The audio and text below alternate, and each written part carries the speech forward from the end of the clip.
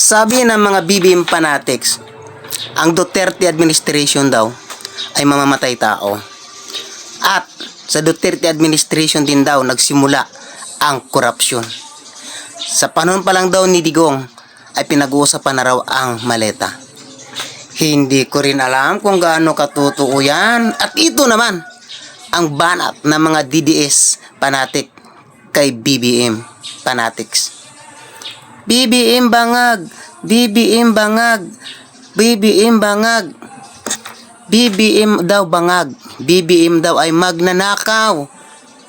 Pero ngayon, sino ang kinakasuhan ng pagnanakaw?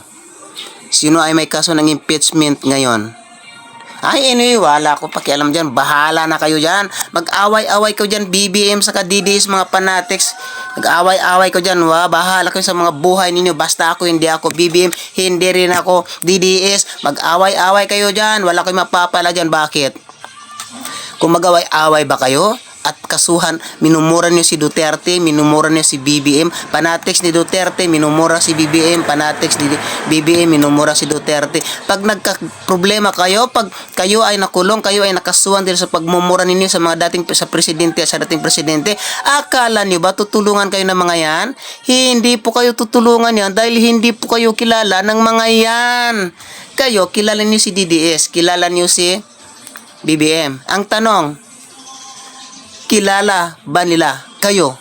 Kapag kayo'y nakulong, nga kayo, iiyak-iyak kayo doon sa loob ng kulungan. Dahil wala namang pakialam sa inyo si Duterte at saka si BBM eh. Kasi kayo, masyado kayong mga bulag. Masyado kayong nagpapabulag-bulagan. Kaya, di ba? Masyado kayong fanatics ng mga yan.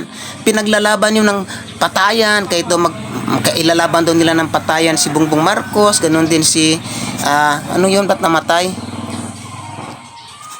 Ilalaban daw nila ng patayan si DDS, magrarally sa kalsada, mag-aaway, magmumura.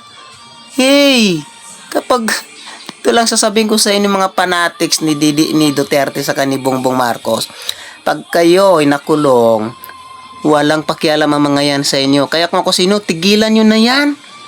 Mag-isip na kayo mga DDS, mga BBM, mag-isip kayo bago kayo magbitaw ng masasamang salita. Tingnan niyo ngayon yung mga ano ni Duterte, yung mga kumakampi kay Duterte at nagrarally, pinagmumura si Bongbong Marcos. Anong nangyayari ngayon? Hinahanap na sila ng batas. Wala kayong magawa kasi presidente yan ngayon, sinakopong presidente, mumura-murahin ninyo, di ba? Kahit ano pwede niyang gawin sa inyo yan dahil presidente yan. Kaya kung ako sa'yo, mag-isip-isip kayo bago kayo magbitaw ng salita laban sa presidente. Ganun din kay Duterte, no? Mag-isip-isip kayo, huwag kayo basta-basta magbibitaw ng masasamang salita laban sa kanilang dalawa. Kasi sabi ko kanina, hindi kayo kilala ng mga yan. Pag kayo ay nakulong, walang pakialam ang mga yan sa inyo.